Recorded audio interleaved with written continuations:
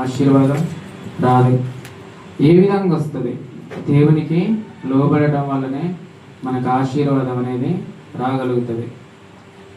దేవుని దగ్గర మనం లోబడకుండా, దేవుని యందు భయభక్తులు కలిగి లేకుండా, దేవునికి ఇచ్చే సమయాన్ని మనం దేవునికి ఇవ్వకుండా, మన ఇష్టానుసారంగా ప్రవర్తిస్తూ ఈ లోకస్తుల వల్ల మనము జీవించుకుంటా, మనం క్రైస్తవ బిడ్డలమని చెప్పేసి మన జీవితాన్ని మనం కొనసాగిస్తే మనకు ఆశీర్వాదం వస్తుందా?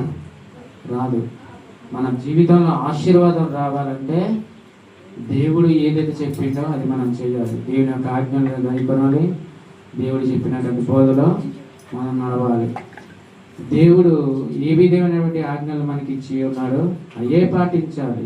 పాటించినట్లయితే దేవుడు మన కుటుంబాన్ని ఆశీర్వదించేటటువంటి దేవుడిగా ఉన్నాడు.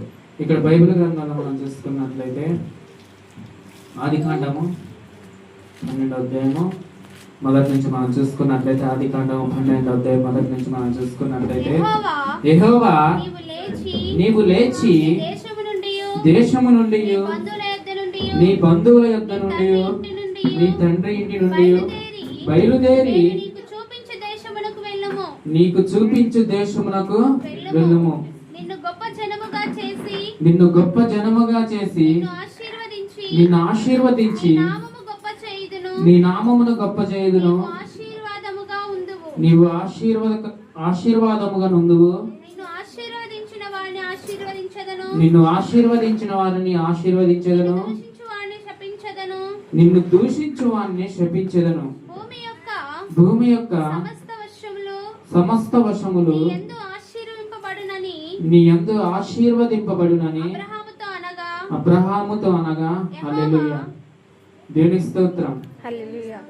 ఇక్కడ మనం గమనించినట్లయితే దేవునికి ఎంత దగ్గరగా ఉండాలి అబ్రహాము, దేవునికి ఎంత లోబడి ఉండాలి, దేవుని దగ్గర ఎంత యథార్థత కలిగి ఉండాలి, దేవుణ్ణి ఎంత ప్రేమించి ఉండాలి, దేవుని యొక్క ఆలోచనలు తెలుసుకున్నటువంటి వాడు కాబట్టి అబ్రహాము ఆశీర్వదించబడ్డాడు.